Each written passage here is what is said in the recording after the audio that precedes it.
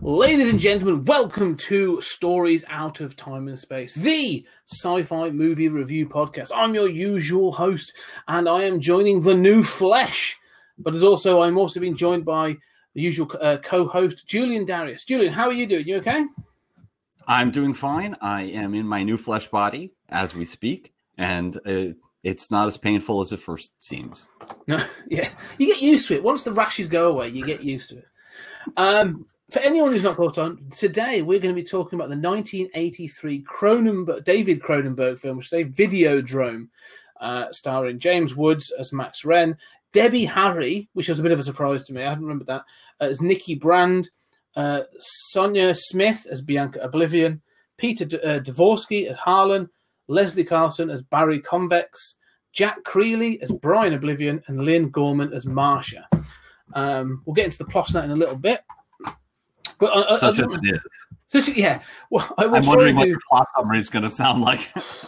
I've been mixing it around in my head a little bit today, and I was like, should I do a full summary or should I just do a sort of an intro summary? Because I read the blurbs on IMDb. I've got it on. I've actually got it on Arrow Video, so I read the back of that, and I was like, okay, how do I frame this? What is it? So listen, it's basically Max Wren, played by James Woods, runs a grotty little sort of local TV network or TV channel, and he sort of fills that channel with shows that he purchases from other countries and other areas that he finds using a satellite scanner. On one of these occasions, he finds a TV show called Videodrome that appears to be a snuff channel.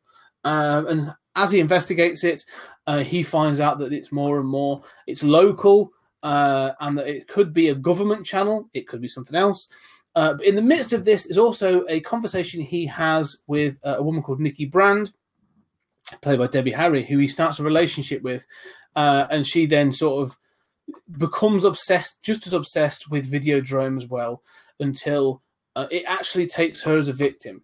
I'm not going to get into the climax. I think we need to discuss that. And the question of whether or not portions of this film are even real.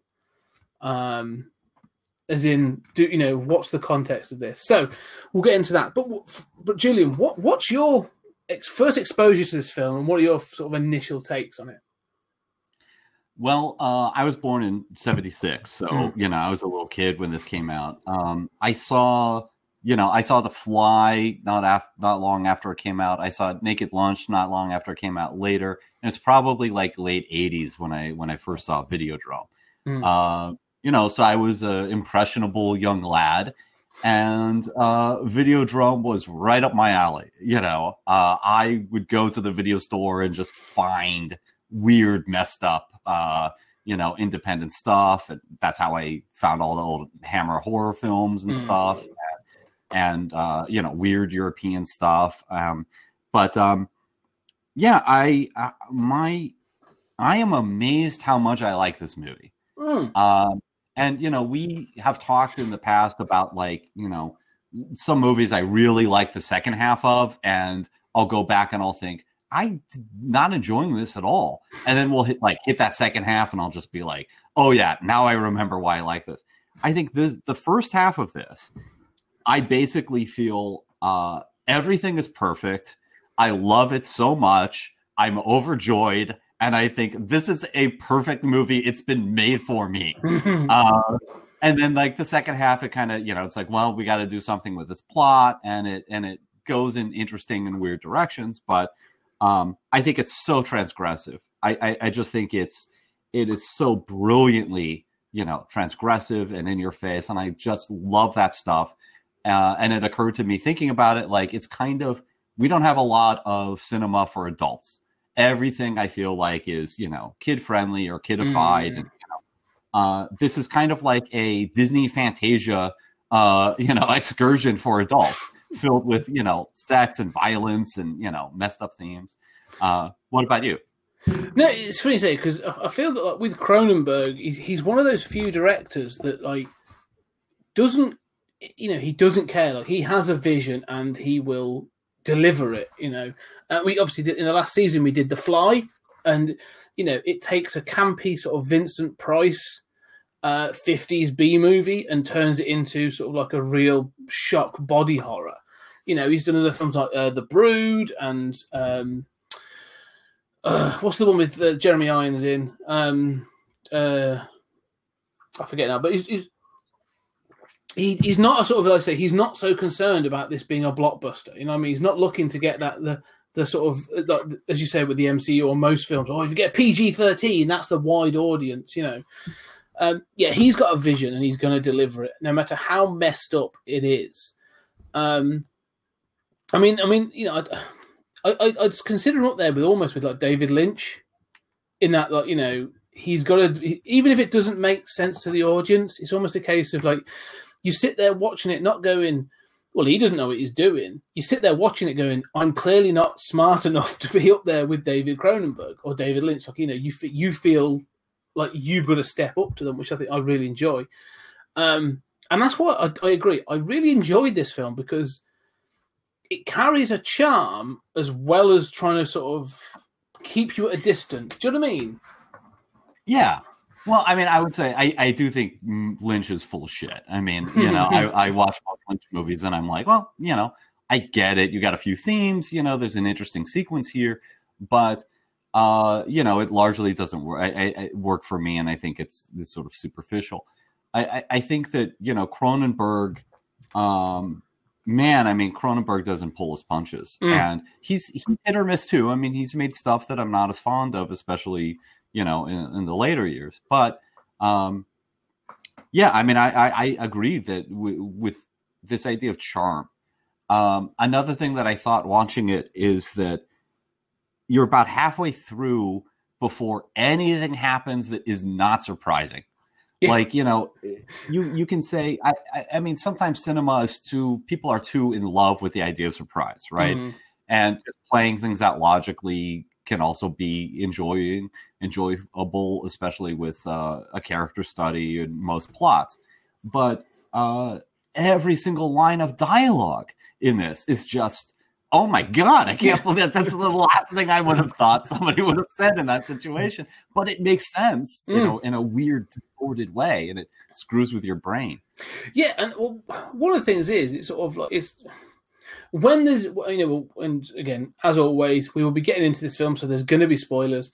When you get into the reveal at the end about Brian Oblivion, that sort of third act reveal that goes into, I literally had to stop it. I paused it because I was a bit like, I was going back because earlier in the film, James Woods meets Debbie Harry on a talk show, and Brian Oblivion appears on a TV screen. So he actually sort of like screens into the interview, like, like from a location sort of thing. Is sort of how it seems to be. And he is interacting as if he is receiving the questions and stuff.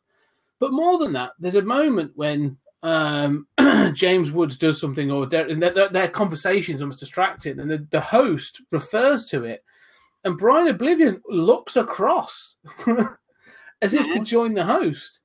But you learn later on that all of these are video cassettes, and he's been dead for years. And I had to stop, and I was like, was that intentional? And again, I'm already questioning, like, was that on purpose? Was this a mistake? Is it continuity error? Is it supposed to throw me? I don't know. But I love it, the fact that I'm asking those questions. Yeah, and I just think it's a fun twist. I mean, it's so mind-bending and creepy, and it's like, he's been dead for 11 years. And he does sort of react, and he does answer questions, and he, later on, he calls Max by name in a video. But, and of course, there's also the question of what is a hallucination in this and what isn't. And, you can kind of say, like, well, Max is so in tune with what's happening that he is somehow able to see the future, or, that he would record these things, and somehow, his daughter Bianca would happen to pick the tape in which he pauses at the right moment or something. But he also seems like a little oddly, in those recordings, like a little oddly non-responsive to the environment. And it switches back and forth, right? Like, so he's asked a question and his answer is this kind of like ruminating prophetic thing that only slightly addresses the question. And then he'll do something that seems directly addressed at somebody. And you think, is that part real? Yeah. You know, what's going on here? Because you can sort of accept that when he does those sort of like those monologues about the, you know, video and the you know, the life of the tube and all that sort of thing, like, you can sort of think, like, you can think about people that exist in TV world today that they just do that. Like, that's their answer, is some rambling sort of word salad. We just off air, we were literally talking about this and politicians. But you can imagine someone doing that and the host is going, all right, okay, well, that's your answer. We'll move on, and accepting it. So it doesn't sort of seem out the norm. It seems odd, right, but not out the norm. So you sort of just go, all right, well, he's a bit eccentric.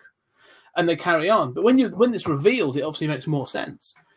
But yeah, that whole piece is interesting, and the whole Oblivion thing. And because the thing is, just read them out there, and it's interesting that Max is called Max Wren, or James Woods, sorry, is called Max Wren, and that does, I don't know, it might mean something, but some of the other names, you know, like you say, that it's Brian and Bianca Oblivion. You know, which is, I don't know, this idea of sort of oblivion, you know, comes up. But also, Nikki Brand is played by Debbie Harry, which is ends up being his girl. They have a relationship, and she's all about becoming a star.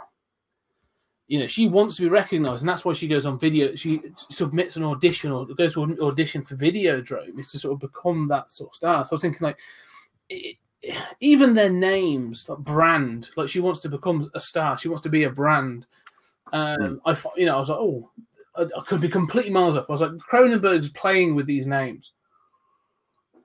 Yeah, and I mean, you know, ultimately, you know, I sort of think of this as taking place in the near future because it's not really recognizable in some ways. But you know, I mean, I love it. I love the cathode ray mission that the Oblivion. I mean, they do say that wasn't their original name, and Brian Oblivion said, you know, this is my TV name, you know. But Nikki Brand, you know, and she hosts the Emotional Rescue Show. Yes, you know, like, I mean, these are just outre weird ideas, and I feel like Brian Oblivion. I always feel like he's a character out of Network. You know, like he's one of those guys who they put on, like, you know, the mousy tongue hour, you know, in the background, you know, with Brian Oblivion, you know, the mad prophet of TV, you know.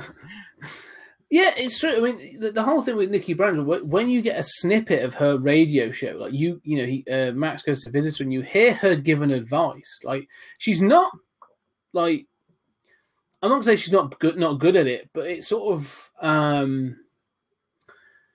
I can't remember fully what she's basically just telling someone to leave somebody else, isn't it? Like, you know, it's not. It doesn't feel like she's being uplifting or like, you know, reinforcing positivity. It's almost like, you know, emotional rescue would be basically sort of like, just stand up for yourself, you know, dust yourself off and carry on a little bit, but with a little bit more, you know, pizzazz. Yeah, she never comes across as the caring type, and even if she does, it's all show. Because then you learn, obviously, she's into, something sort of sadomasochism and other things.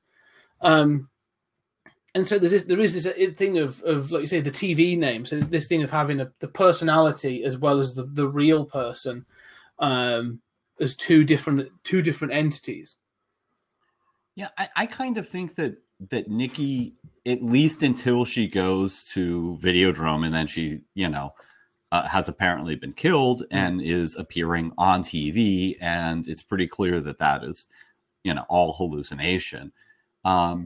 You know, the real Nikki seems to me to be the most stable character. You know, I mean, I kind of feel like, you know, the Emotional Rescue Show, there's this kind of theme of how disconnected all of the characters are from their emotions, and from reality. You know, and I don't know that this isn't, you know, correct cultural critique.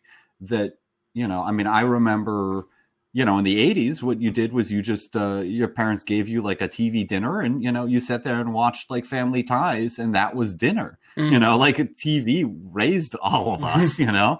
And all of those characters are kind of cut off. And yeah, she is really into S&M, but what's interesting is like, she's not traumatized by it. Like, you don't get the sense that it's like, oh, she was raped as a kid and that's why she's into this or something. No, I agree. Yeah, she seems okay with it, and James Wood seems like a prude about it, even though he wants, like, you know, to broadcast snuff films.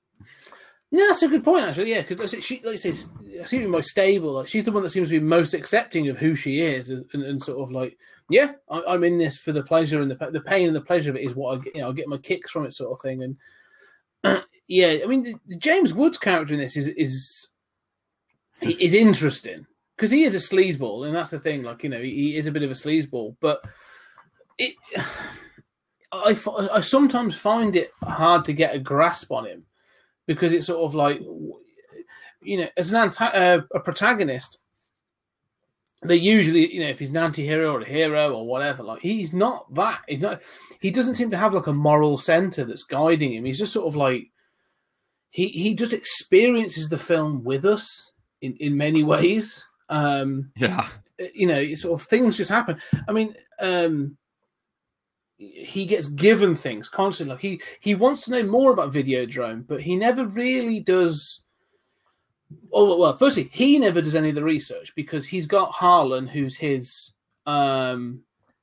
tech savvy sort of person, and then Marsha, he gets given stuff constantly, doesn't he? Sort of like, and so it's like he is fed things like the cassette tapes. Or no, it's not. They're not cassette tapes. They're Betamax. And then when there's obviously the twist at the end when you find out that Harlan's a part of it, I think. Yeah, he's part of the you know, he's part of the. I mean, there are two factions, right, that kind of eventually emerged. There's the sort of there's the Videodrome faction that is run out of.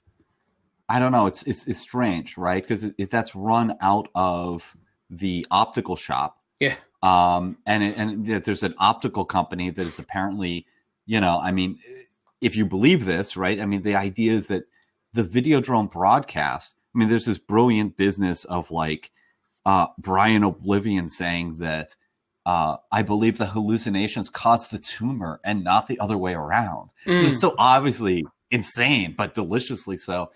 And, you know, the idea is that somehow these broadcasts, you know, are causing a tumor. Brian Oblivion believed that it was, you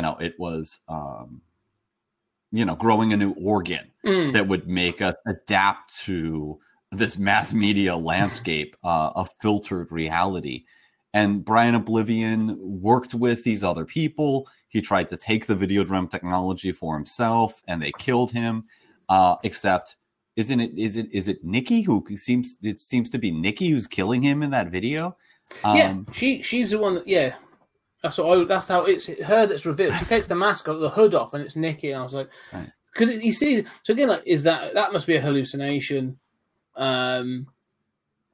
Does it matter? I mean, No. You know, like, and yeah. So, you know, there are these factions. I mean, and then the Bianca Oblivion seems to have turned against Videodrome and the legacy of her father. And by the end, like, you know, James Woods, you're right. I mean, he's kind of a cipher.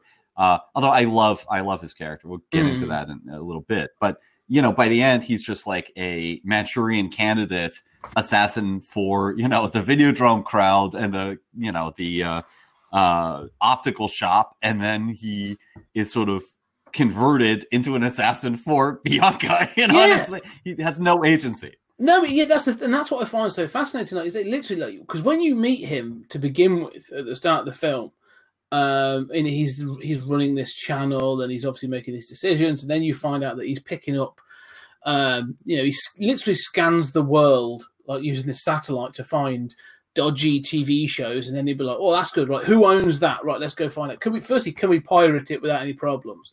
And if we can't, who do I go buy it off?" Because you see him go to meet I can't remember if they're Japanese or Chinese. I can't remember. That sounds really bad. But he goes to meet some Asian guys to buy. I think it's Japanese, isn't it? Because he goes to buy some cassettes again. Because we've got 18 episodes of this thing, and do you want them all? He's going to have to make a deal so he can broadcast this show. And I like the fact that up until that point, I'm like, like you say, he seems to have agency because he's actually like doing stuff. Like he is running the channel. And it's obviously through him that is like he sees, or Harlan sees it allegedly sees it first and introduces him to it, a Videodrome. And so I'm expecting him to like be. This is what he's saying about being surprising. Like I'm expecting him to be the sleazebag that almost has a redemptive arc where by the end of it he has made the decision to bring down Videodrome or something like that. Yeah, that doesn't happen. He literally becomes a pawn of two other groups that you don't even know about till about 2/3 of the way into the film. So, yeah, I mean, I think this is a movie that is more interested in ideas than a coherent narrative, and but those ideas are so strong. Going back to Max Wren, the movie starts with his wake up call, right? He gets these videotapes that play to wake him up. So like even his, and it's not clear in its civic TV, right? There's nothing civic about what he's doing. And he starts his day. I mean, this is just, I just love how transgressive this is. He starts his day by looking at black and white porn photos. Why does he even have these? And then eating like old, disgusting pizza. You're just like, this guy is a bum, then he goes to, go ahead. I was going to say, I like the reveal though about those photos. Because you do find out that they are snapshots, but they were publicity shots that he was sent of the TV show that he goes to buy from the Asian guys.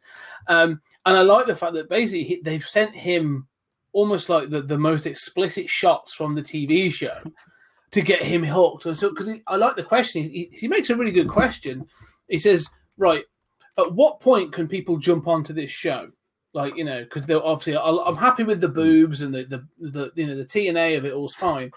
When can people jump onto it? And the guy's selling it like, oh no, you need to watch it from episode 1. And he was like, no. My audience is not watching episode 1. Like they'll jump on this like 6 or 7 episodes in. And I love the fact that it is that again, because again, it's filmed in the 80s, it's early 80s, so there's no TiVo, there's no streaming. It's all sort of like if you missed that episode, you've missed that episode. Because of that, you might do reruns at some point. And so, those shots, I love the fact they've enticed him by saying, look how filthy. We know what your channel is. Look how filthy this show is. So, people seem to know what he is about. Yeah, and what's interesting is, I mean, I think, all of the, early stuff is just so flabbergasting. I mean, like when he goes to see the Japanese man, there's a domestic argument in a nearby apartment. And it's just like, this is right at the. I mean, everything is just shocking and weird, and they're having that conversation about playing Samurai Dreams, and they're in the production meeting, and he says, can we get away with it? Do we want to get away with it? He seems like even in that interview show, he seems very cynical, but he's like, look, man, I'm the underdog. We need to get eyes. We need to get an audience. And that means playing stuff that's shocking and pushing the envelope. And he doesn't even seem to be really interested in it himself. He has some kind of interest in finding that material. But, he'll say like, yeah, I mean, this is what I got to do. I'm a small network. And especially again with Nikki, he seems prudish in real life. Everyone kind of assumes that he is the guy who watches snuff films and porn. And he's got porn, but I mean, he's not really that guy. No. And what I find interesting is it's never clear what his end game is. Because all the stuff he's doing, like you say, it's small fry. He's trying to get eyes. I mean, it's clickbait. I mean, this is clickbait before it was clickbait. Good point. He's trying to get sort of eyes on the channel, but at no point does he explain like, well, I'm doing this so that I can move on to the big boys. Like, I want to move and work for NBC. I want to go and work for so and so. Like, so if I can do this here, I can go there. Like, at no point do you understand. It just seems to be the grind. It's just like, look, I've got this channel or this network, and it's what pays my bills. It's where I'm at. I've just got to keep it going. So this is how we do it. Like, you know, it's almost like the cynicism of it all is like he seems to have accepted a lot as well. Like, you know, of just moving forward with this channel. Like, there's no thing of saying, well, at some point I want this channel to do something different. You know, like, oh yeah, we're going to introduce. You know, I don't know. He'd be the kind of channel that would show like reality TV 24/7, that sort of thing. But there's no thought of it of the channel itself being progressive. You know, that he's not going to develop anything himself. It just seems like he never says something like, you know, well, we're doing this to get eyes. We're not going to do this forever. Once we have an audience, you know, we can have the money and make, you know. Yeah, you're right. And there's a, you know, like the rule about characters of just letting people know what they want, right? Like you can often boil down a character to what is it that they don't know what anybody wants in this entire movie. Yeah. Well, that's true. Because not even, you know, when you find out what the Videodrome, because it's a show, but it's more about the I don't know, like the subliminal element of it, but it's the you know, the waves or whatever that's going out, the sort of, to do that channel, the signal, I suppose. It's to prepare for something, but at no point do you really get a grasp of like, well, again, what the end goal of that is. You know, like, is it like, it's a conspiracy? But I never really sort of, unless I missed it, was sort of like, you know, is it world domination? Is it just preparation for something else? Like, it never feels like... Yeah, that's not explained. I mean, you know, the optical people say, you know, the signal's not done yet, right? There's something in the signal that causes this brain tumor and causes you to have hallucinations. And, you know, most people have died before, you know, or gone crazy before James Woods, so they put that helmet on him. But, you know, to record his hallucinations, and, you know, you never see him leave. So it's not clear whether the rest of the movie could all be a hallucination. And that was going to be my question. Like, yeah, we'll get to that bit, because that was going to be my big sort of like pivoting question, was like, is the third act even real? Because it sort of like transitions into a whole bunch of sort of, you know, you see it transfer through his lens. Like, you see him watching like a digitized screen, then it becomes the real screen. And like you say, you never actually see him take the helmet off and leave properly. So is any of it real after that point? Because it becomes really weird. And most of the like body modification, you know, I mean, this movie is famous for like a number of sequences, but, you know, one is, you know, Cronenberg's body horror, and that, you know, Max develops this, you know, so almost vaginal like slit in his stomach that is really, you know, organic, and he sticks his hand in, and, you know, leaves a gun in there, which he then retrieves. You know, and it seems to be that it is not just a storage for a gun, but it's like a videotape slot that interfaces with these pulsing, you know, videotapes that, you know, like man and media are becoming one. This is the new flesh. Yeah. And most of that stuff is after the helmet, right? It is, yeah. And that's it, because, you know, it's sort of, well, it finally becomes a sort of a full gash, or that's a horrible word, but yeah, a full slot, or whatever you want to call it, after the helmet.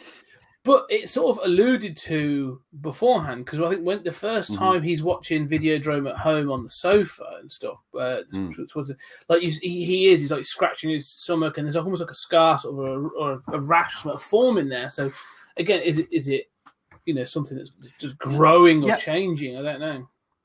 And actually, that's in that scene. It does open, and that's when he loses the gun inside himself. Yeah. So that is before, but I mean, again, that could be a hallucination. But I don't know. I think like ultimately, I don't know that it matters. I don't know. You know, does it matter what's real? You know, something like Total Recall. You can do that, and you can kind of say, oh, okay, all right. It's pretty clearly all not real. But Yeah, and you can play it out whatever way you want, right? I mean, it is A or B, and that makes sense, and you can debate the relative merits. Here, it's just like, where the hell are we anyway? Go along for the ride on this, hallucination-inducing pharmacopoeia of a movie. Yeah, and that's true. Like you do, isn't it? It's an experience, isn't it? I mean, they say it's not really a plot-driven film because there's no real resolution either. Because if it is real, then I assume after his, obviously that's just not what he dies at the end. So like after the end of the film, that battle between Videodrome and the Oblivions would probably continue in some format. Like this seems like there's a guy called Barry Convex.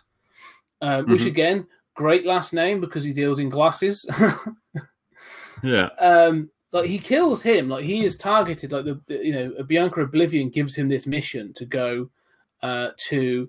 And again, like I love the fact that there's a glasses convention. Like they're launching. They have like dancers and all this other stuff in order to launch a line of glasses, which I'm sure happens. I can't believe it does. I can sort of see that happening. Most industries want to do something special, but then he does. He takes him out. In this, he's like you said, this Manchurian Candidate way. Like he's activated as an assassin, and all that. Like I'm wondering, like is firstly because I'm like it's so ridiculous that you have these dancers going around, on this stage like in glasses and stuff. I'm like, this is too bizarre to be real. Well, it's also like Renaissance themed because the line is Medici, and so it's like glass people with glasses, but they're all sort of like doing, Shakespearean things and, all this kind of stuff. It's so bizarre. Yeah.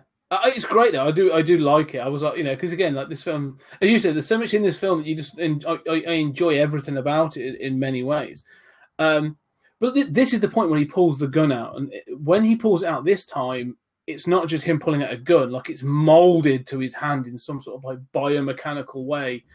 Because that's already happened once. Like, you've seen the gun as sort of, like, molded and gripped like, and pierced through his hand. But now it's, like, some sort of, like, huge, like, it would make H.R. Giger happy to see, really.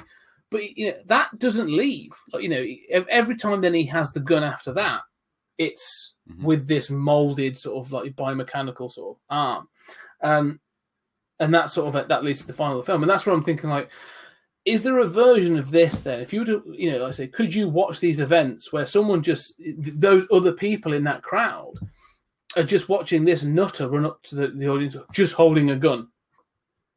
He's seeing his hand all molded, and they're like, he's talking about the new flesh and all this other stuff, and they're going like, what is this guy talking about? He's clearly crazy. Yeah, I thought that too. I mean, it is really clear that like that gun has to be, it's either a hallucination or it is part of this like weird new organ body transformation thing, right? I mean, which if you take literally, I guess, but it appears and disappears. I mean, you see his hand without the gun in it, molded, with those tendrils that you watch, like in slow motion, gross going through his hand.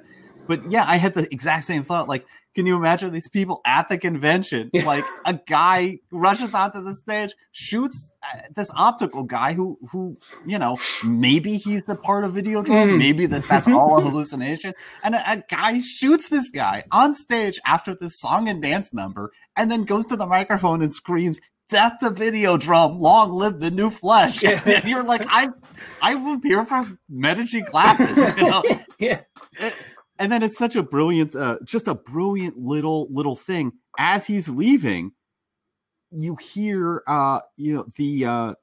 Convex is, when he's shot, for some reason, tumors grow within him. And you see like kind of Cronenberg-esque, like they burst through his head, and it's so gross. And he's kind of gurgling the whole time. And so when Max leaves through the lobby and is making his assassins, escape, you hear that gurgling on like the PA system, and it's clear, like it's just such a nice little touch. Like his mic's still on, and everybody at this convention has just witnessed this assassination, and they're hearing his gurgling death. Well, this is where this scene is where, like, I'm trying to determine is this all real, or is this a hallucination? And like I say, there is a point when you go, it doesn't matter. It's that sort of thing. Weirdly, this made me think of They Live, the John Carpenter film. That thing of the alien invasion, because a lot of what we have experienced has been with Max. Mm-hmm. So Max has seen what we have seen. So so whenever things have gone weird, so when he's back at the apartment and the TV is pulsated, and he's seen like Debbie Harry on there being murdered and all this other stuff, or when he thought it was Debbie Harry, then he thought it was Marsha.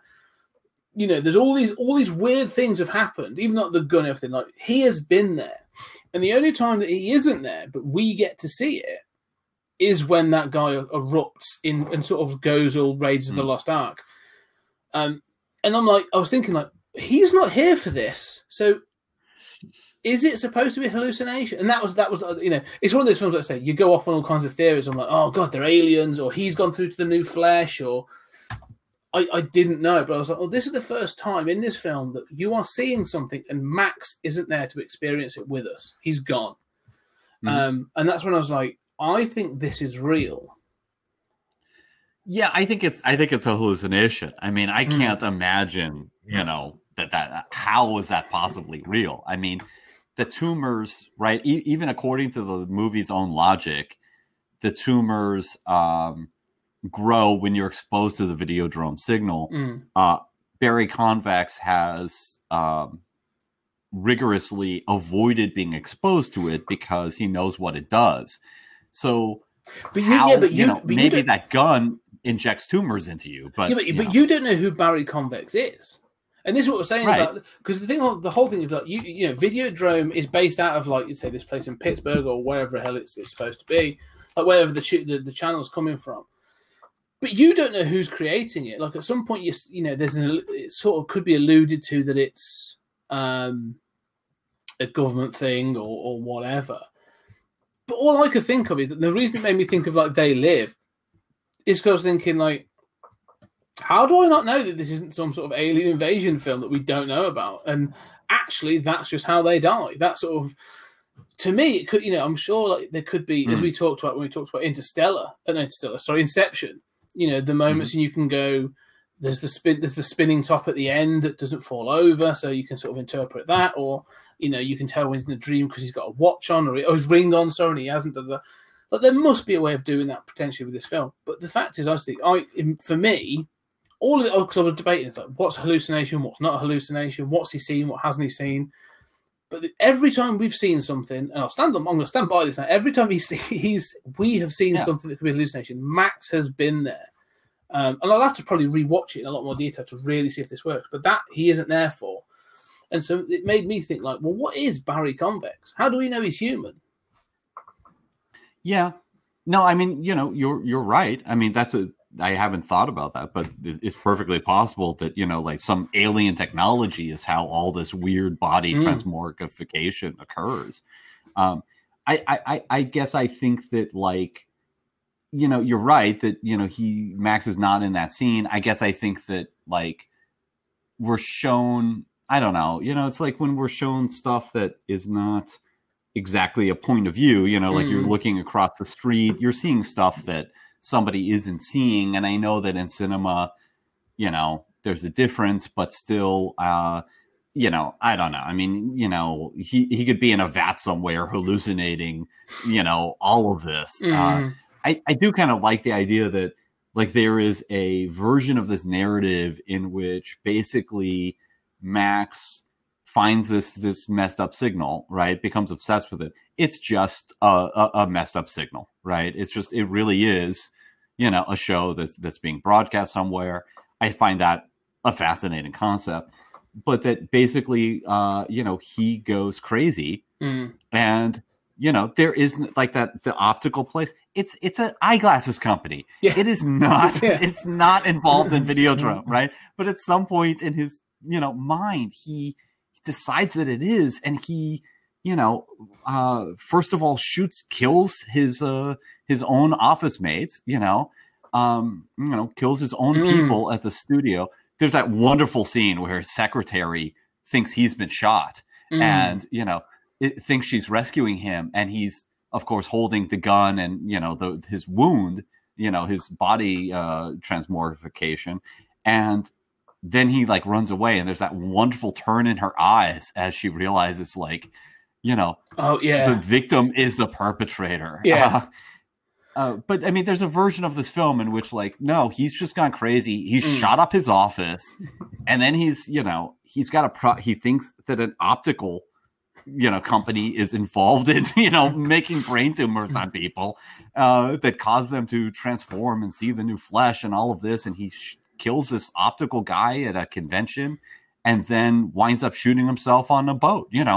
That's a pretty realistic narrative. And, I think it would have been a bit of a kicker if they found in the autopsy that he did have tumors in his brain. And again, you get to that sort of Brian Oblivion of like, where Brian Oblivion's like, no, the channel gave me the tumors. And, that thing of like, no, the tumors gave him the paranoia that drove him to this delusion that was probably triggered by something. Yeah, I think you can, that's what I like. You can read this film in so many ways.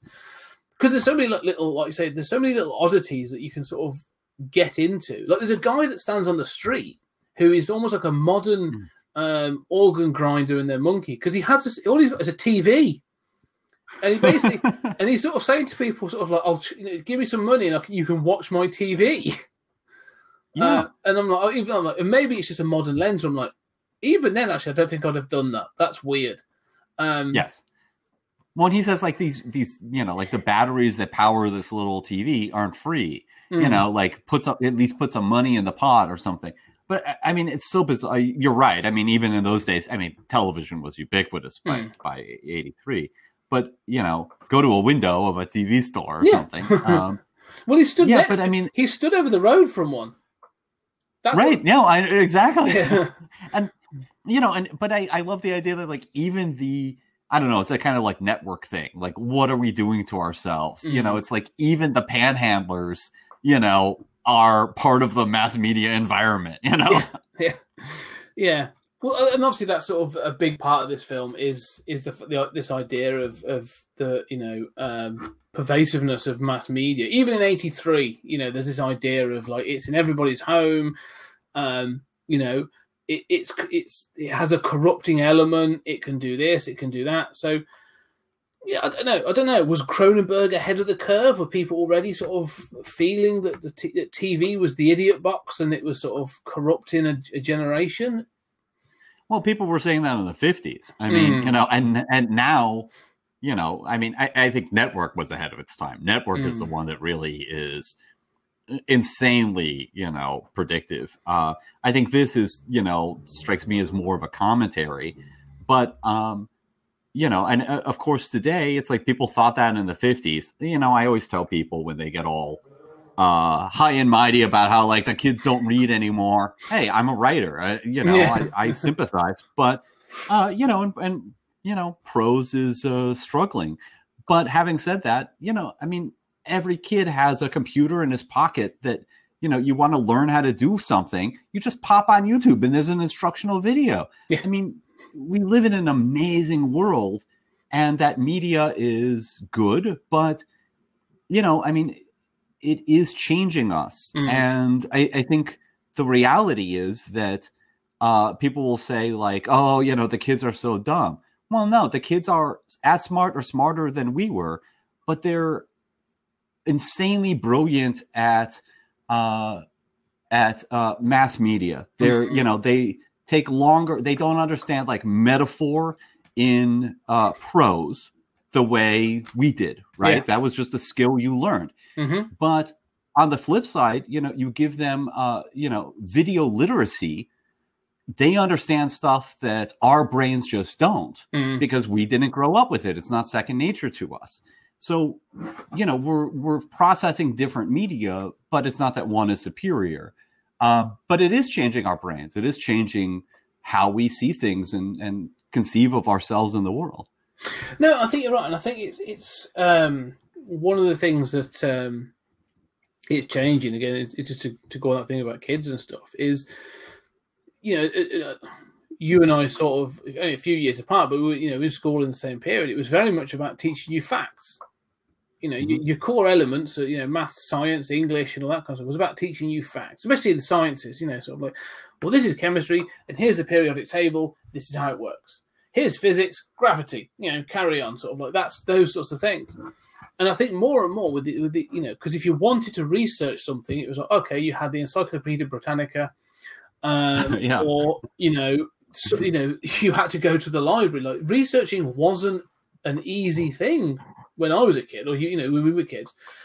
Now, as you say, I know I've got a 7-year-old, and I know for a fact if I could be like, I wonder what that is, and she'd be like, ask Siri. Exactly. Or as you say, can we watch you? She will literally. We saw something recently on holiday. We were talking about sharks, and she just said, "Can we see a video to explain? To have a look at sharks?" Yeah, of course you can. And that's it. They've got that, as you said, that information is at their fingertips, where they can be like, within 5 minutes, she's watched something. She now understands that, that sharks can live. I think we learned about a shark that's 400 years old. I didn't know that before. I would never have thought to look for that. But it is. It's there in the palm of my hand. How long before it is literally there in the palm of my hand? Take away the physical separate device. Here you go, it's a separate device. How long before that is a part of me and becomes literally the new flesh? Well, it's going to happen. I mean, we already have. People have been talking about like smart clothing for years, right? But I mean, we already have. You sound like my mum. What? You sound like my mum. She's always telling me to wear smart clothes. Oh, well, you know what I'm talking about. But what's amazing is if our ancestors dug up our skeletons, they would say we're already cyborgs. We have pacemakers. We have artificial hips. We are already altering our bodies in radical ways, and that will continue. There's no need to.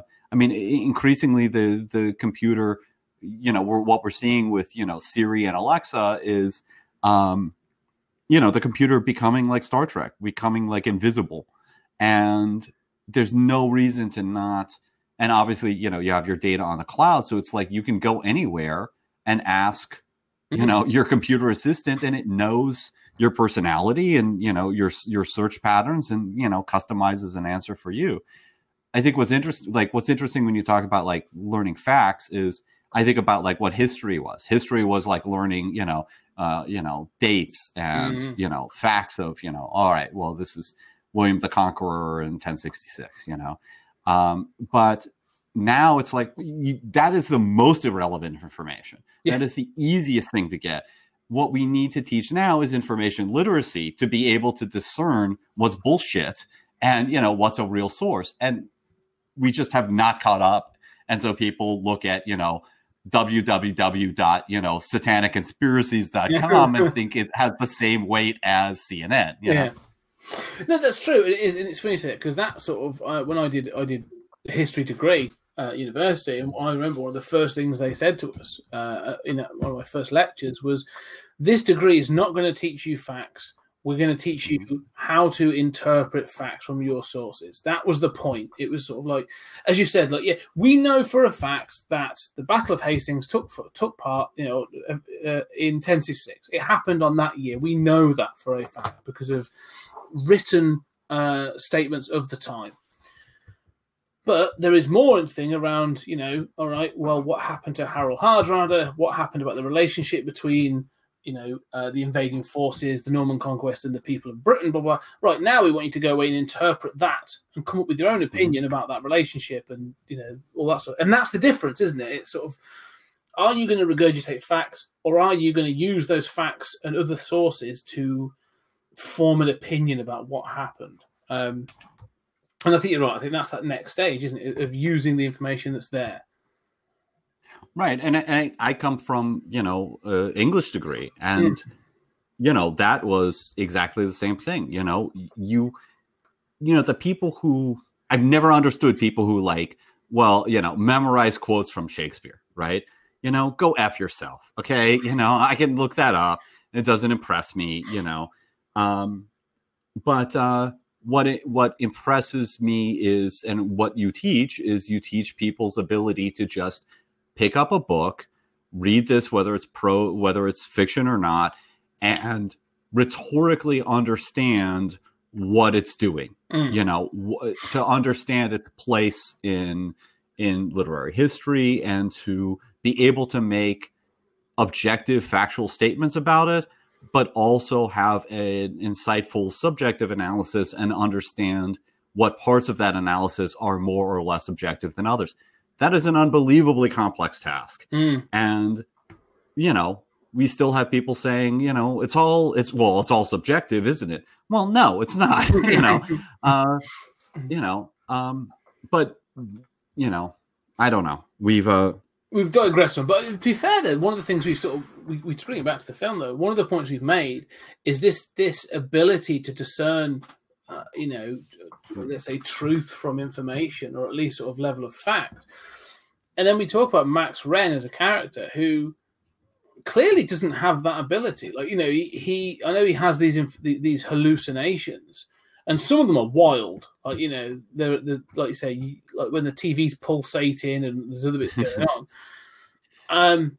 And like, he basically has sex with a TV. Yeah, basically. But there's there are moments in this, like you say, where he is giving himself into, like we said, like he's a cipher throughout this whole film. Like he's not a protagonist. Like he doesn't have any agency. But in many ways, that's because he can't discern fact. Like he is letting other people constantly give him a piece of information, and he is either reacting or acting on that. At no point does he stop and question anything, really. He just keeps sort of going, and at no point there are points in this film when you would just go, just stop for a minute and think and consider. But like you say, because he's been driven off a bit of an insanity cliff, but like you say, he has not got that ability, to discern or decipher information. Like to him, it all becomes truth, and that's the problem. Like he goes down that spiral, it all becomes truth. And unfortunately, as a viewer, you then you're lost as lost. Yeah, absolutely. What do you make of the all the sort of psychosexual elements in this?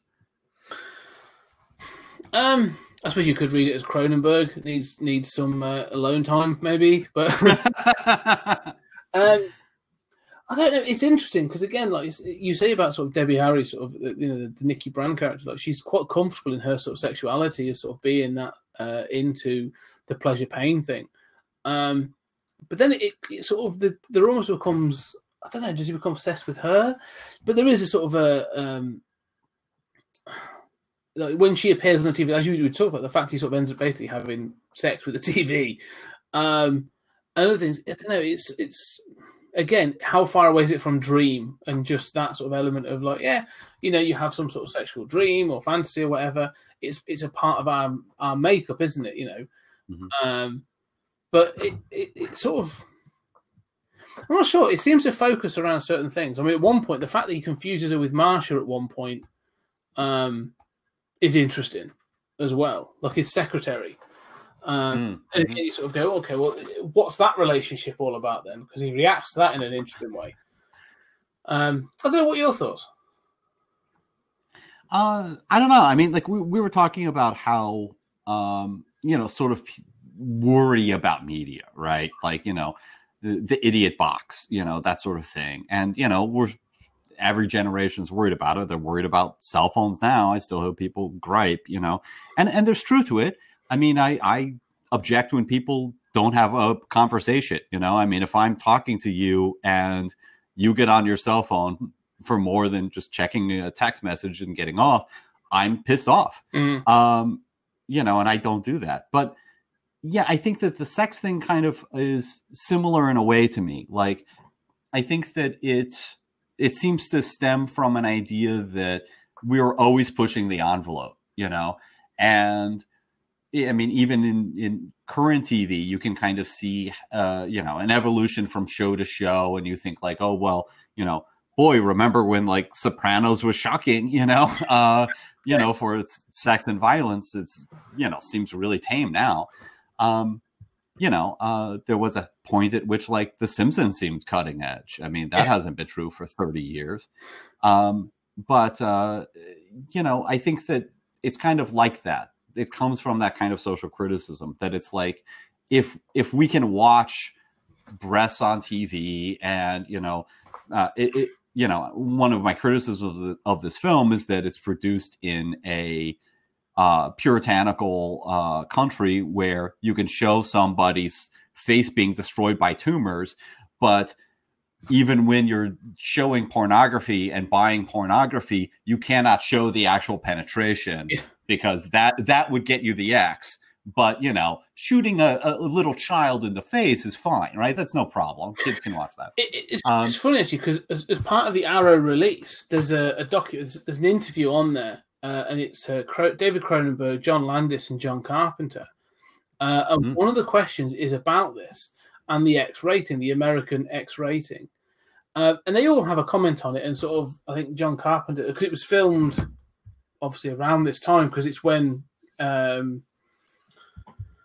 Cronenberg's working on the interviews there to promote the up and coming Videodrome. So it's early '83. This interview. So Carpenter hasn't. Wow. So John Landis is discussing American Werewolf, and Carpenter sort of referring to sort of Escape from New York and a few of the others. So early doors. But one of the things they all talk about is they all had an experience of going to the as it is in America, the sort of the censorship board in America, and them saying, this is fine, this isn't, that sort of thing. It's going to get you the X. And the director saying like that makes that being baffled, because the things they were saying, I think like John Landis talks about American Werewolf, and he's like, yeah, we've got a transformation scene, and we've got werewolves attack, like literally bite someone's head off, and you've got the character of Jack decomposing on screen. Never a problem. Not a problem. Like, at no point was that ever mentioned. However, they do go into a porn theatre in London's Leicester Square, obviously, and apparently they were like, yeah, that whole thing's going to get you an X. And even John Landis was like, but it's a joke. Yeah. You know what I mean? Like, the whole thing's played as a joke. And you see, like, boobs for a couple of seconds, sort of thing. And they were apparently like, no, you've got to cut at least so many seconds from this scene and that sort of thing. And then to like re-edit it. And he was like, yeah, it baffled me. And I think, Carpenter had something similar with, I forget what he said now, but I think, it was Halloween 2. Because obviously he was producer in that. And he mentioned a similar scenario there. But Cronenberg's Canadian, and I didn't realize this until I watched the interview. And he was like, America's a dream, like, because you can have that frank conversation. He said in Canada, and I think it was from Quebec or something he's from, he said, like, they don't advise you. He said, they take the film from you, and they will just remove the sections, and then they give it to you back. And that's what you can, and if you produce, and if you present the original format of the film, not only you can do prison time, and then that film is destroyed.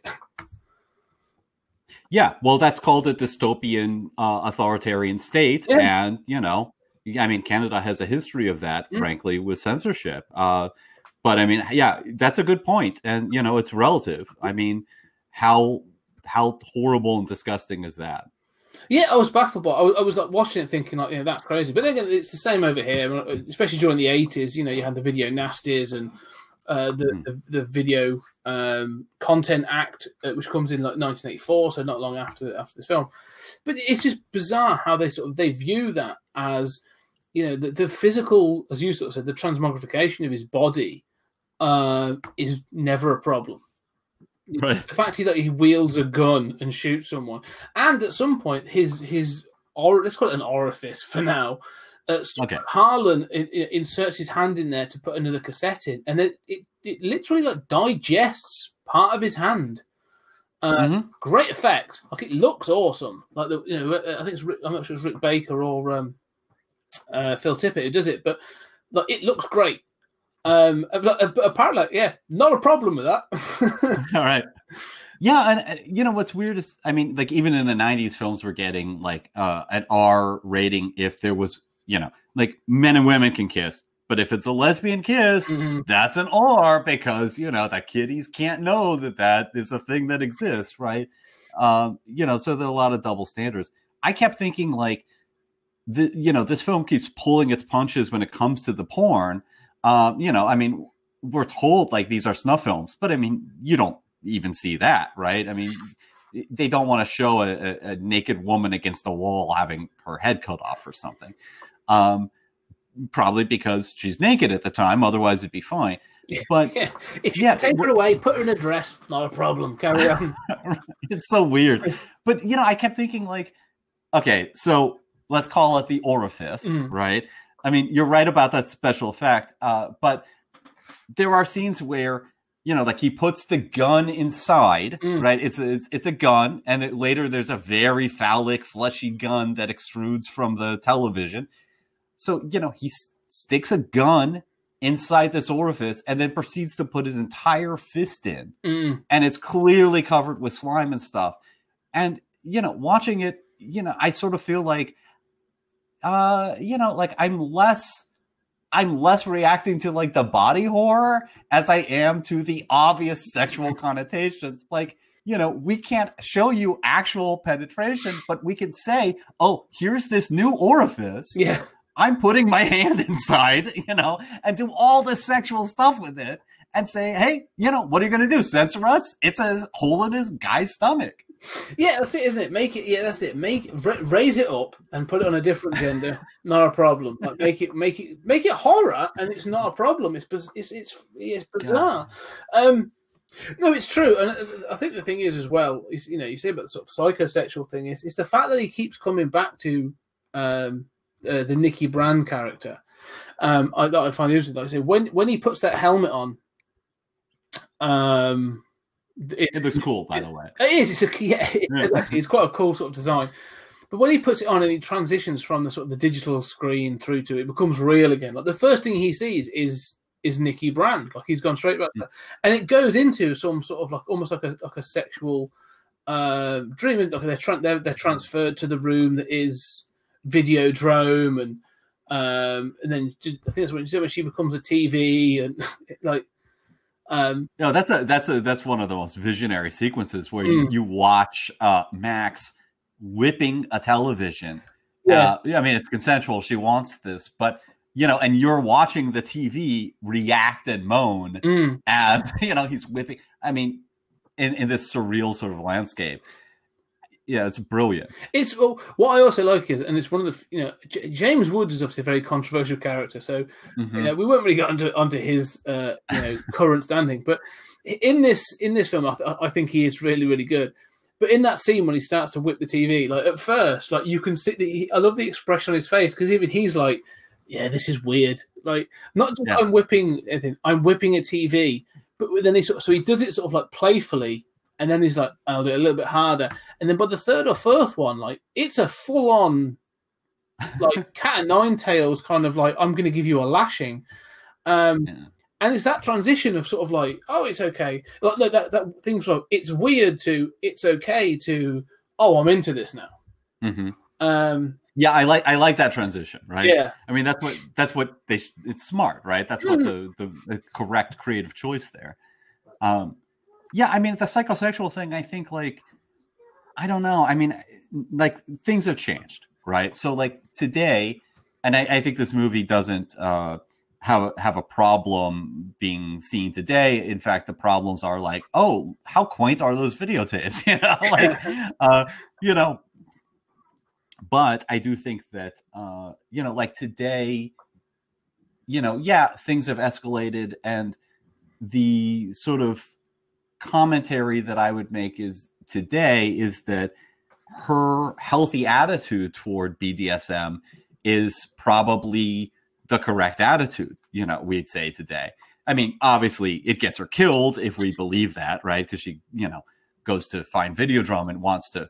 It's so weird that they think this is a contest, right? Like there's never, and that's just like a thing they assume. But her attitude seems to be, a lot healthier than, his and than the repressed society around them. But I think about but the movie does seem to be like kind of scared of this kind of like escalation through media of sexuality and like needing new, harder stuff to stimulate you. which sometimes happens, like with porn addiction. But I also think of like the thing that has really changed sex from media is people, like, now COVID's going on, right? People have sex and have relationships virtually and exchange pictures and never meet in person. And that's been going on for years, right? The idea that, and there are more and more people who feel like, you see this in Japan, but you also see it here in the States, who feel that, like, well, either they're asexual or they feel like sex is kind of gross. It's kind of gross and inconvenient and, troublesome. Virtual sex is much safer and, a lot superior, which seems weird, right? Yeah, but I don't know what the word is, but I think the Japanese even have a word for it now. Like, you can be that subculture that, like, you barely leave your apartment and all this other stuff. I forget what it is now, but like, it's a recognized thing, isn't it? Really, of that in that society. It's true. I mean, like you say, it introduces those elements of, almost like a digital relationship. Because, I mean, like you say, he literally, like, buried his face into a screen, as I'm trying to think if, like, if it is predicting it, or it's just because his obsession with the. Because obviously it's him. It's not only that. It's, I like the fact of, it's not just his relationship with Debbie Harry. It is this idea of, like, he's been putting out this, sort of sleazy or like provocative or shocking content, and he, like you said, like, he's never really watched it. He's not interested. Like, he only watches the TV, the machine that he has to for his job. Like, he doesn't seem to kick back and watch. At no point I could see Max, like you say, having Netflix and kicking back and going, "Yeah, I'm going to binge Mindhunter tonight," sort of thing. But like you say, it becomes, like you say, the TV comes up more and more, and it's like they say that the output of the screen becomes more his obsession. It's that it becomes darker and darker. So it's almost like he's being pulled into his own content as well, which is interesting. It's almost like a punishment. The other thing I say, one of the things to note about that, actually, it's interesting, is there was a TV edit of this film that is a little bit longer. Because and again, I'm not being paid by Arrow, but on the Arrow release, they've got all the deleted scenes, and there's a whole bunch of other scenes where, again, like, not only was it the MPAA that got hold of it, but when it went on to broadcast, they were like, you can't show this, you can't show that. All of a sudden, it's not what they call broadcast feature length, so we've got to add some stuff into it. So they shot a bunch of extra stuff and re-edited it. And some scenes are completely different. So there's a scene in the film where he gets called by Brian Oblivion and says, or someone calls him, I forget who it is, I think maybe Barry Convex, but someone calls him and a car arrives to take him to the optical place. And I can't remember who it is that calls him now, but in the TV edit, they use that, and because he's obviously at that point, once he gets the phone call, he's actually been watching the weird stuff on the TV, like he's having a hallucination. In the TV edit, that call is coming from Nikki Brand, and she is calling him from Videodrome, and she's the one that says to him, "I'm there. You need to come and see me. I've sent a car for you." Which then makes the hallucination that he has at the optical place mean something completely different, because she's now the one that's called him there. And there's a couple of other scenes towards the end as well where they sort of there's a voiceover, not a voiceover. There's ADR is used to change, and not just sort of like you mother funner, that sort of thing. But it changes the sort of some of the context and changes the meaning of some of the scenes. Because they were saying that, like, for TV, it needed to have removed some of that edge. But that scene in particular, I didn't understand why. It's worth looking. Check it out on YouTube, because it's there on YouTube. But these scenes, but yeah, this one where it might even be Harlan. I can't remember who bloody calls him, but it's definitely someone calls him. And you get the car then turns up because he walks outside and the Rolls Royce is there. that takes him to the optical place. But yeah, this version of having Debbie Harry speak to him, and because what she's saying on the phone matches what she's then said on the screen, completely changes that sort of relationship and that sort of thing. And I just thought it was a really weird thing. But David Cronenberg was involved in it all. Mm-hmm. So he's almost gone like, oh, this would be interesting. Let's throw this version in. So yeah, so there's a TV edit which has a slightly different angle on some of that stuff. Well, it's interesting because I was thinking of like how haunting, in a movie with so much that is haunting and compelling and that I just love, but I love it as pieces. I don't know that there's a through line there. That I love the ending of, Debbie Harry saying, there's this mantra throughout the film of sort of, come to me, come to Nikki, right? This sort of, which is, weird because it's kind of like a dominant thing, but she's into pain. So, okay, I mean, you can do that, but, it's like, come to Nikki, baby, come to mommy. And that ultimately becomes a call, at least in his mind, to kill himself and thereby make the final leap into the new flesh and into living on video somehow, the way Brian Oblivion has, and apparently Nikki, which is kind of like Lawnmower Man virtual reality, except in the TV. I mean, it doesn't totally make sense.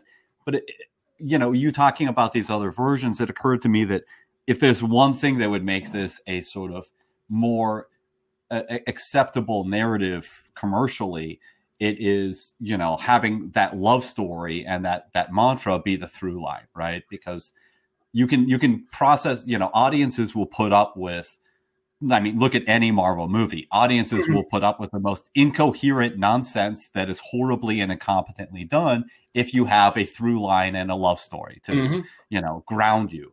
And, I think that would be, I think there's a version of this in which that is more kind of haunting in a kind of like Blade Runner, Rachel sense. Yeah, no, I agree.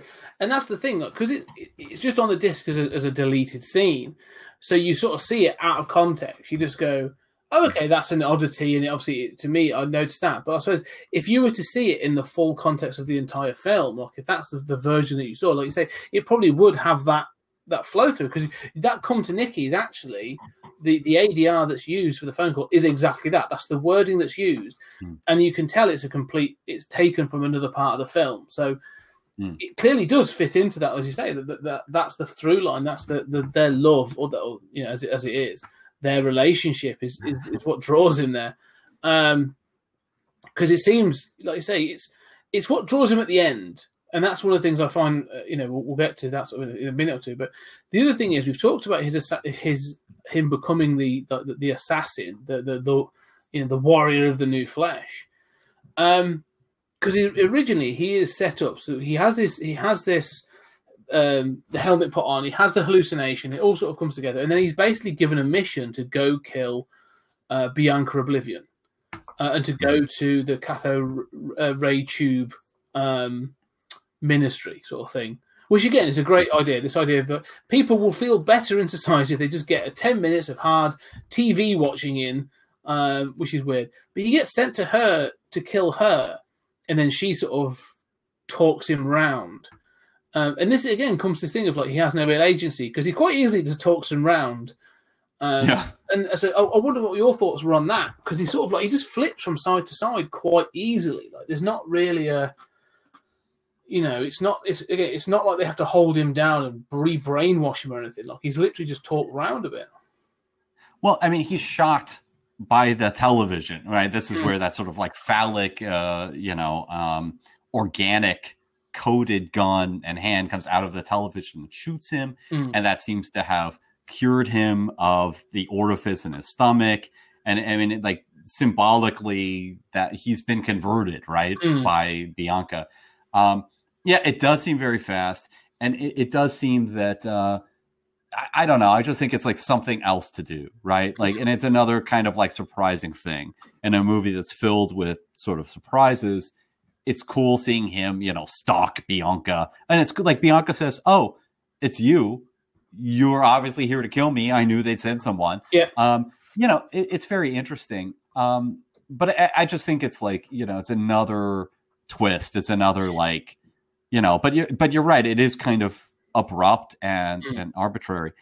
I did want to say about like this idea that you mentioned of, I think this is fascinating, of like you get a little TV and it helps your problems. The cathode ray mission, like what Bianca seems to be saying there is like, these are people with, mental problems. These are people with maladjustment, and TV teaches us to socialize and kind of takes out our edges.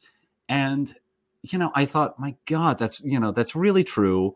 It's not true of the stuff that's being broadcast by Max, but, TV, certainly in a country as wide as big as America, where normally, you've got more diversity in England from, north to south than we do, across the continent.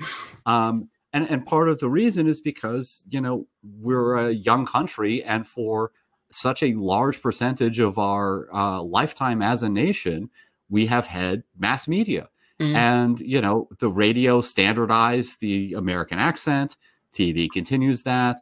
And now, like, no matter where you go, you will have at least some mannerisms and some social adaptations from watching Family Ties and watching, Friends and watching all of that. And I thought, it does sort of, there is this ability of TV to just kind of, teach people, how like a normal emotional person functions within that society. And I think there are people, you look at like what people say about sitcoms and they're like, oh yeah, this isn't great art, but I love those characters and I feel like I identify with them and I just kind of feel calm watching Friends, So I thought that was all, they don't go into that much depth, but I thought that was really a fascinating idea that, sort of television can cure you. Well, I think you're right. We talked earlier on about, TV raising us, at a certain point, like you were giving your dinner and you sort of sat in front of it. And I was the same, like, that was very much the case. Like, and I'm probably guilty of it to an extent with Ellie. It happens. Now it's just, go watch Netflix or whatever, sort of like, for 20 minutes whilst I'm busy. But one of the things you say about this idea, I think it goes further than sort of, it not only is it could reintegrate you into society as they sort of suggest. I think it, it can give you your baseline. I think back to, we talk about sort of these ideas of sort of like, the things you watch as a kid. You mentioned several sitcoms. I was a Saturday morning cartoon kid, so. I won't say that my parents didn't do anything for me. Like, they didn't abandon me to the TV. I'm not saying that. But, there was those moralistic characters, everything from, Optimus Prime and the Autobots, or He-Man and the Masters of the Universe, or the Ninja Turtles, or, these other characters that I watched as a kid that sort of taught you. You take He-Man, for example, or even G.I. Joe, those kinds of characters. Like, it's a bit of a running joke now, but those cartoons literally ended with a moralistic lesson learned. They might have been completely silly. You may have seen in this episode me running with scissors. That they did do that. I'm sure they did. Yeah. And that's what I'm saying. Like, so you're right. Like those ideas, as you get older, I'm not saying that I continue to sort of have my moral compass defined by He-Man, but as you get older, you have different, you have those things that they basically break down and provide you with.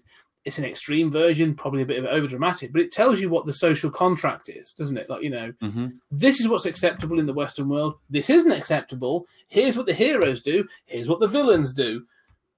Go. That's sort of like where it's sort of telling you to. I think that's. I'm not saying that may be the simplistic version, but.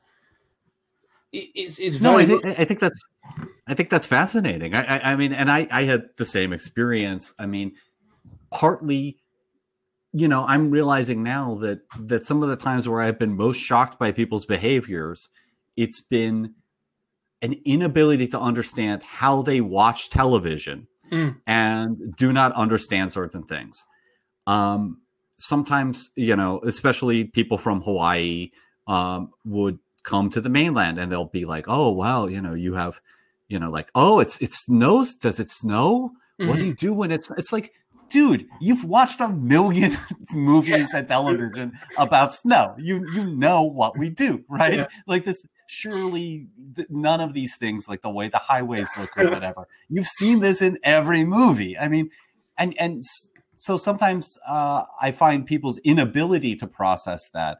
And I think especially right now is, I have often thought, like, in my country where people don't seem to have basic American values of, like, you talking about Saturday morning cartoons, right? All of those are examples of, like, you help the less powerful. Yeah. And, partly your job, I mean, it's sexist, but, I mean, I learned that part of my job as a man was to protect those less powerful, and defend people, to the extent that I could. And then I see people who clearly did not absorb any of these messages. And I think, how did you not get this stuff? Like, I mean, maybe that's benevolent sexism, but it's better than this kind of like predatory look out for yourself nonsense that some people have. And I think, how were we raised in the same culture? Well, it's funny because I say you watch these programs. If you keep up with this idea of the sort of Saturday morning cartoons of the 80s, in particular, when this film was made, yes, they were basically rampant advertising for kids to say go buy the toy straight after, and I did, or at least I begged my parents to. But like you say, it hinges on that basic chivalric sort of, it's that the basic chivalry, isn't it? That simple code that goes back to King Arthur and French romanticism, all that kind of jazz. It's been around for centuries. Is still the same thing. It's like, the fact that it's a terrible film, but the fact that the Transformers have now been sort of integrated into the whole Arthurian legend in one of the films. It's not a surprise though, is it? Because you can take that sort of like, good is good and that sort of thing, and it works. And that sort of like, as a kid, you watch it and go, yeah, I want to be, that. And then, but then there are clearly other kids that watch things like that and go, yeah, but I like the punchy. What I got from that was, not watching G.I. Joe or Transformers or He-Man or whatever wasn't good. Is like you say, is helping the less capable, or the little guy or whatever, those in need, or self-sacrifice and all that. It was just like, oh, do you get guns and to get to shoot each other? And it's like, oh no, you've sort of you're taking the wrong message from this, really. So, yeah, I do think that's a good point, though, that sort of, and there were clearly people in the 80s there that thought very, very differently. Again, we've sort of previously off screen, we were talking about sort of the Satanic Panic, and there are several boxes called The Devil in the Toy Box, and that highlighted these were basically a channel into witchcraft and devilry. But I do think that's the case. I do think that, TV can give you that entrance into. If you watch a TV show from a country, I think it will give you a really good glimpse into that country's social contract. Well, I think you're right, and I think a lot of people have said. I mean, even from generations older than us, that like I learned my morality from comic books. I mean, I learned from Superman. You try to be a good guy, like you could do worse than this, right? Yeah. I mean, like, Andy Griffith didn't carry a gun, and he would talk to Opie and, care about his emotions and spend some time with him. And, I didn't grow up on that show very much, but, you could do a lot worse than that. And my parents, you talked about the Satanic Panic. My parents were petrified and that I would get into G.I. Joe, which I did very heavily, because they were convinced that if I liked war toys, I would enlist in the army, and based to them, that meant I would die in Vietnam. Now, Vietnam was over, obviously, but they were so traumatized by that war that, war was bad. And, it is. I think we need more of that awareness. but it's ugly at least. I don't think it should be depicted with lasers where nobody gets hurt. But, I mean, toys and TV were potentially, for my parents, they really meant my son will die in a place like Vietnam. So they had a very real fear. Well, I think this fear of of TV and the potential impact. I mean, in Videodrome, it's taken to the extreme with sort of like Samurai Dreams and potential snuff films and stuff but there's a real and somewhat understandable fear of kids being used as an entry point for kids to as we said, to harder things. I mean, if let's not forget, let's keep with cartoons. There was a flaming Rambo cartoon. Like I enjoy the Rambo films. They're really stupid, but at no point have I gone, this John Rambo, perfect entertainment for children. That RoboCop was turned into a cartoon. Yep. Beetlejuice became a kids' cartoon. They wanted to do an aliens cartoon based around the Marines. And then there was a whole toy line. There was a toy line around all these things. There was a Rambo toy line. There was and you just think the commercials for that alien toy line are great with the kids going like, the Colonial Marines are getting you. Oh, the aliens going into the living room, and you're like, oh, there's a xenomorph, guys. Yeah, I actually have a couple of them kicking around in the attic. So they are great, especially the animal variants. But yeah, like I can understand why some parents would say this TV network is now trying to sell a violent TV film to my kids by with cartoons and toys, and so I think nowadays I think audience is a bit more sophisticated. I think we understand it a little bit more, and we're able to discern these things a bit better. And it doesn't mean I've watched a cartoon, I automatically want to go see the film. And I'm then going to start trying to turn myself into a cyborg. But, I can see where this, if Cronenberg was feeling that, or if he's ripping on it. But there was definitely a sentiment of TV as a corrupting element and can turn you into something different. Well, and here it turns somebody into an assassin. I mean, you remember there were, even back in in the 40s and 50s, there were all those news stories about kids jumping off the roof imitating Superman. There were parents groups who were really worried. In fairness, I was a RoboCop fan, and I did just staple all these metal pieces to my face. There's a lot of stitches involved, but no, I mean, and this is actually in Videodrome, though.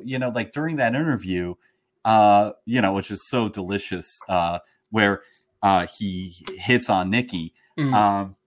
He is sort of asked about this violence and whatnot, and he says, better they get it from my channel than they do it on the streets.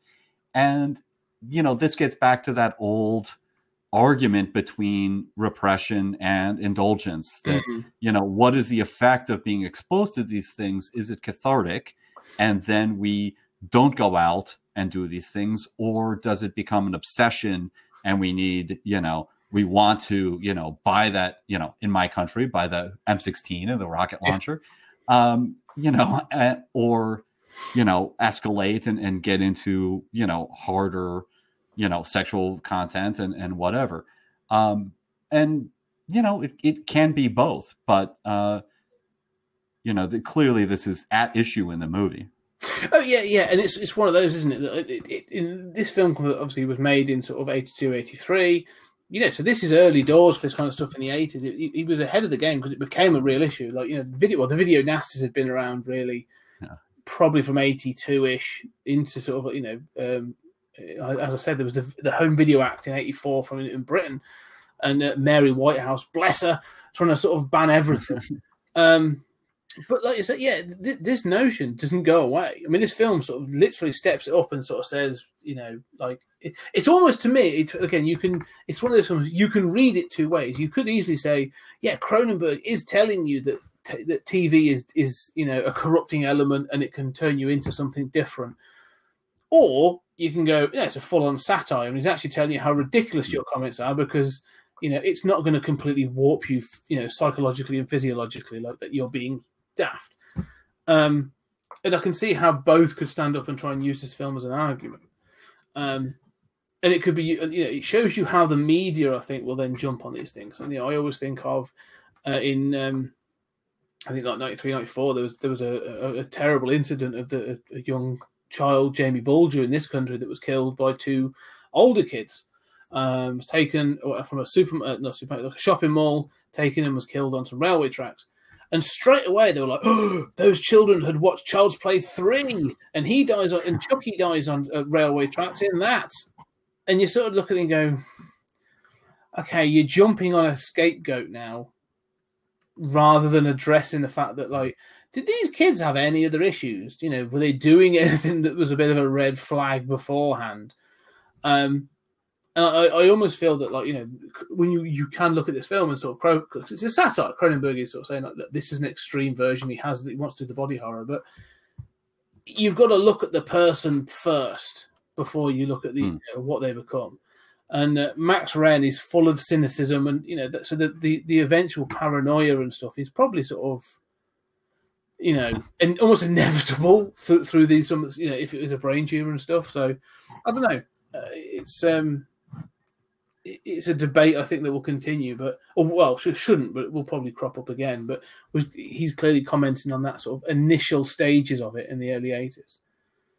Yeah, I think that, you know, one thing we haven't mentioned is, you know, we've focused on sort of, you know, these issues of temptation and social effects and whatever, but that Cronenberg, I guess he studied under Marshall McLuhan. And so, you know, those issues that are in the film about, like, reality, right? Mm-hmm. Like when Max begins to be, he's having hallucinations, and I think Brian Oblivion says in the video, like, well, you've been prepared for this because you watch TV, so half of your reality is artificial anyway. You know, this idea of, which I think has maybe not aged well, but, you know, this idea that our sense of ourselves and of reality is mediated. Mm. You know, obviously later on you get, you know, these sort of commentaries about, like, well, did the Gulf War really happen if, you know, we all experienced it on TV? You know, we have these, you know, it is weird to think, like, you know, we can be traumatized by something like 9/11. 9/11 was a series of images. Mm. It was not, you know, I mean, if we could talk to our ancestors and say, I was traumatized and messed up by by video that I saw, obviously it's something real, right? It represents something real, but it is art. It is, you know, I think that this concept of, like, that is not reality, maybe it hasn't aged well because we all live in this era of cell phones and of, you know, recordings. I mean, we're recording this. We're doing a podcast. I mean, we embrace this, and it hasn't led to some kind of massive divorce in our minds from reality, at least that we know of. But then again, you know, spend a week on a farm, you know, or on the beach, disconnected from your devices, and we might feel different. Well, yeah, I think it's that thing of, you know, maybe it's not so different. It's just flipped around, because he talks about, you know, like you say, so Brian Oblivion says your media, because your reality is half, you know, mediated, half sort of, you know, manufactured, as it were. But maybe it's nowadays with it, like you say, with cell phones and social media, it's more perceived reality that I think, you know, has become. So you and I have a physical reality. Like, I'm sat in this room. Like, you know, this video is showing you a glimpse into this room. Like, you know, you can see just over my shoulder. Like, I've got a Judge Dredd, whatever. But let's be clear. Like, you don't know what's just out of screen. Like, just here, right? You don't know. You don't know what's here. That's where you keep the bodies, right? That's right. Beyond this, it's all blackness. No, But that's the thing, isn't it? And I think about things like these influencers on social media, or when people put photos, and I've been at events, right? I've been at an event, and then I've seen other people sending up social media, and it's going, look how. All right, let's think about Trump as an example of this of reality. Is look how busy this is, but I'm going to zoom in to the really crowded bit, so you can't see the empty bit.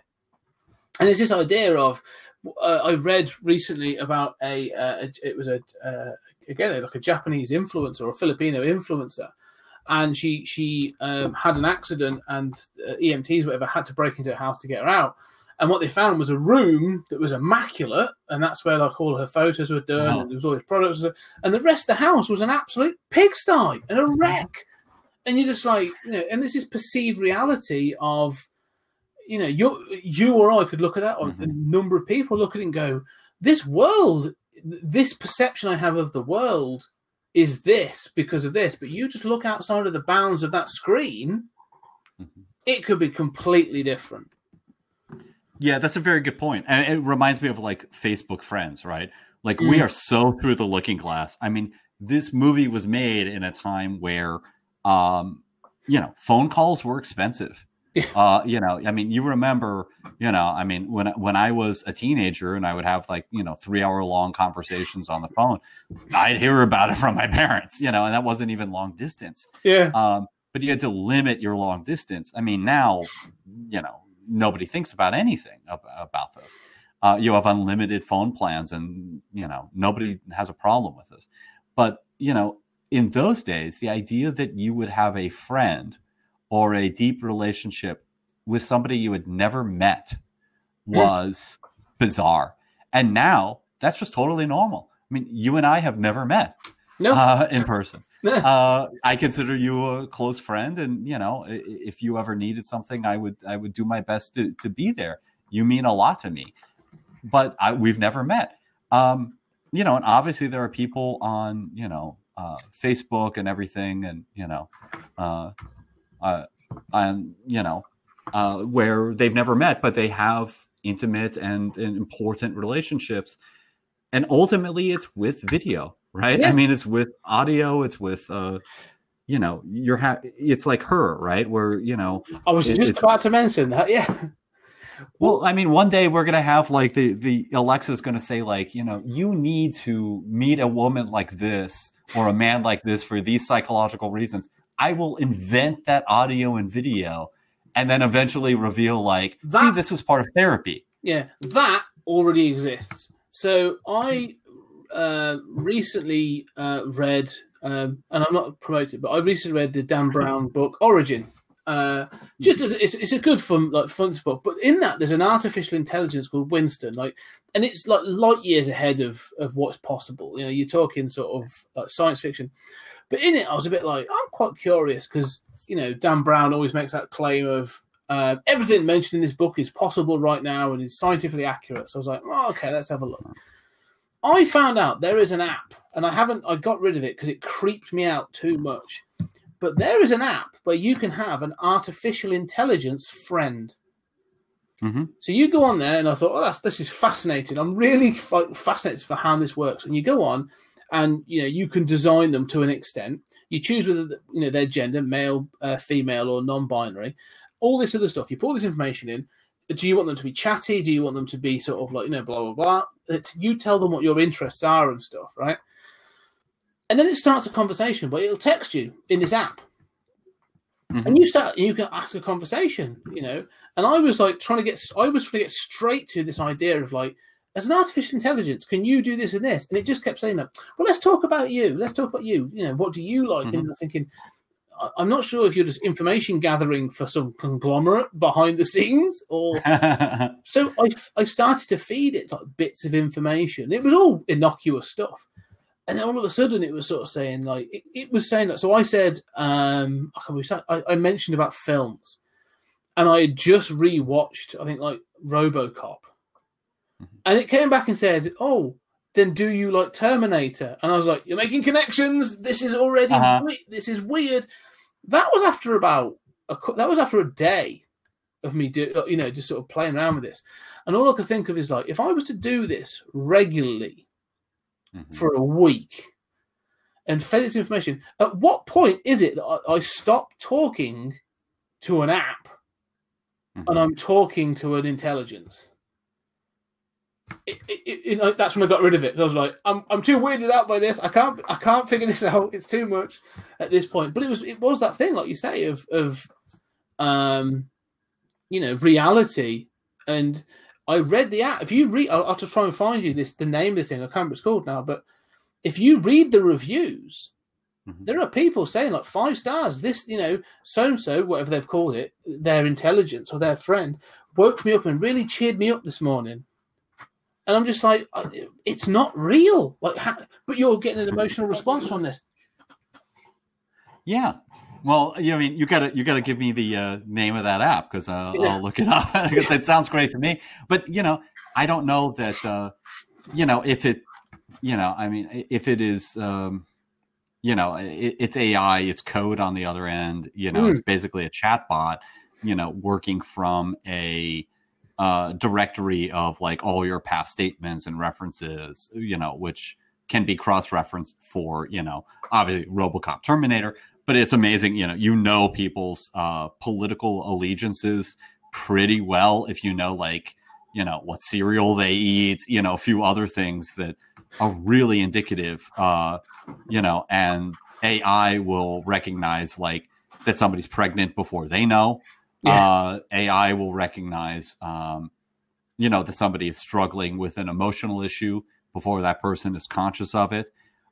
Just because if you have a big enough web of connections, the question for me is less like, is it artificially intelligent on the other end, and more like I could see it very easily, like, maybe in her, like kind of like replacing people. Like people are so messy, and I could just be like, oh my God, these humans. I mean, I don't like people sometimes.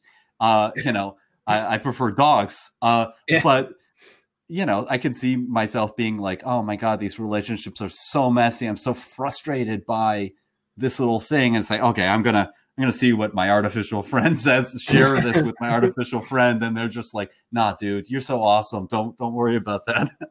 That's it. That's exactly what this thing was. It was like, you got this kind of thing, but it was more than that. I'm trying to find it just because it's,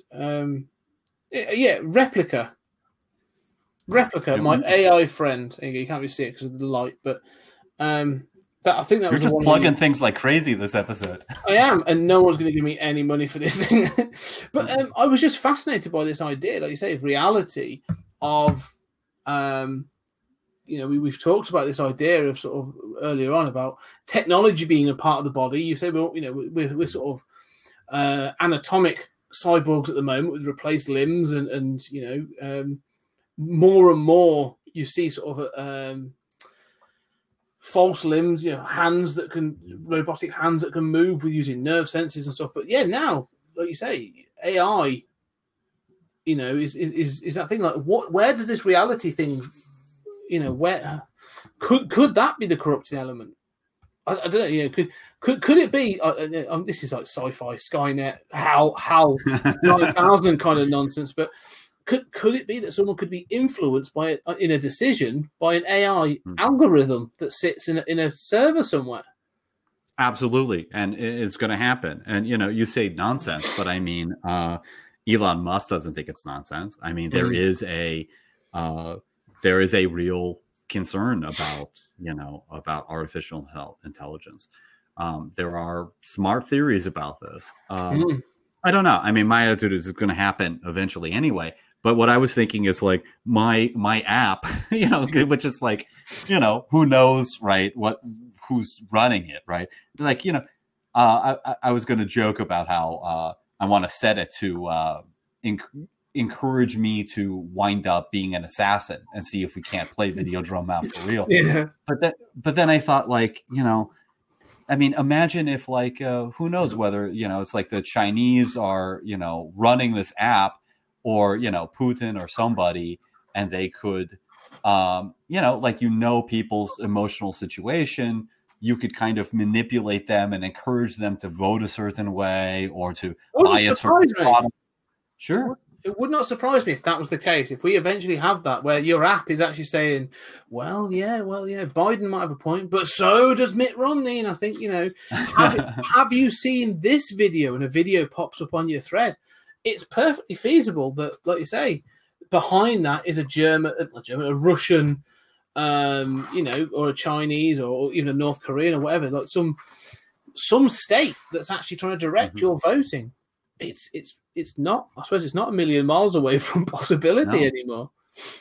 And what happens with Chevron or Disney or whatever decides to buy influence points on the AI friend network? Yeah.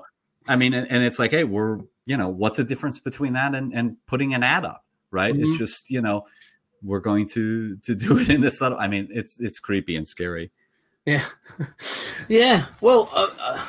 I'm sort of looking at the time. I think it was to wind up a bit because I wasn't. It's one of those, right? When I watched this film, we've had this with a few films. I was like, I'm not sure what the conversation's going to be. We're probably going to struggle for an hour,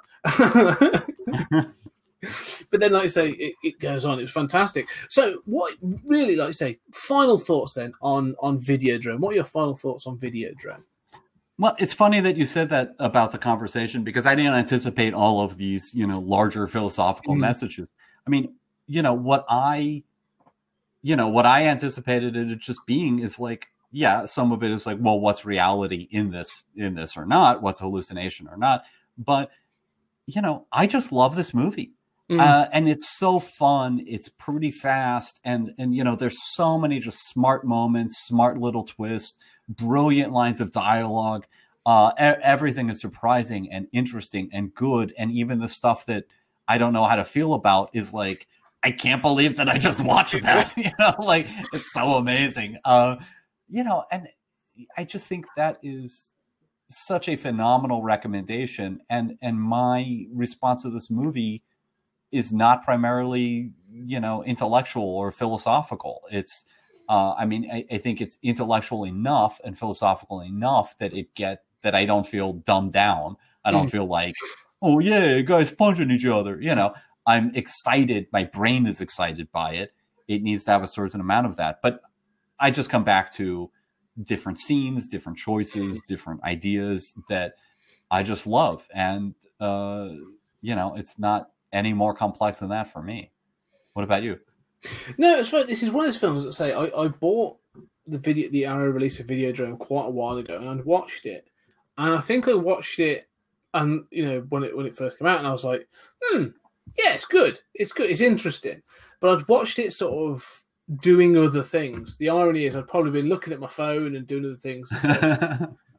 But for this, I sat and I watched it, and by the time I got to the end, I was like, I could easily go back and start this film all over again now that I've really fully digested it, and I could watch this again right now, and knowing what I know, I can probably start to sort of enjoy it in a different way, and I could have happily done that, and it wouldn't have felt repetitive, because it's so surprising, as you say. Sort of like it keeps you like guessing in, not like a murder mystery. Like it just keeps you guessing because you do not have a clue what's coming next.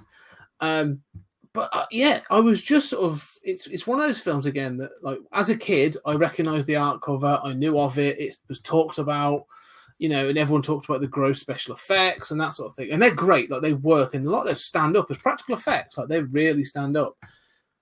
But as a film, like, there's just so much here to just go, yeah, it's weird, but like I'm really digging its weirdness, and I can pick up so much more. Like, as I go back to the idea of how should we perceive it as a viewer, the whole thing of what is Max's hallucinations? Does he have to be present? And I could probably dig into this film, and much like you did with Primer, and get the sort of the spreadsheet out and all that sort of stuff. I could probably quite happily sit there and become obsessed with Videodrome and trying to pick it apart, and quite enjoy doing that. So, no, I recommend. I really enjoyed this film, and I will definitely go back to it. And if I'm watching it and the TV starts to wobble and warp, I shall definitely turn it off and take some time away from it. Yeah, that's when you know you got to turn off those devices. Yeah, that's when you get like time to go outside, get some fresh air, maybe look at something else. But yeah, no, I loved it. Yeah. I really enjoyed it. So a definite recommend from me. Yeah, I feel the same way. What occurred to me as you were talking was, it's an audiovisual feat and sort of intellectual feast, and you don't know what it all means, but like, every minute is just fascinating and like nothing you've seen before, and you can't take your eyes off it. And what a great thing to say about a work of cinema. Yeah. Yeah, I mean, we did last year, in the last season, we did Cronenberg with The Fly, and now we've done Videodrome. I'm going to start looking. There's Existence, I suppose we could do. So I'd like to sort of see, what else he's done in this arena, because I think he's a great, auteur that we can sort of pick him apart quite satisfyingly. But we're going to continue with the heady themes. And questions of reality and our place in the universe, really, with our next thing, because we're going to be doing 1986's Transformers the movie, and I can't wait to talk about that. To be perfectly honest, you're familiar with it? Familiar? I saw it in the cinema. I did too. Yeah. Yeah. Well, I mean, it's one of my favorite movies. I mean, we're just going to sit there and everything I'm going to do is just going to be like, dude, that scene is awesome. That's all my comments are going to be that. I will perfect. There are 3 CDs, right? This is for three of the first CDs I ever bought in the early 90s was a Meatloaf best of album.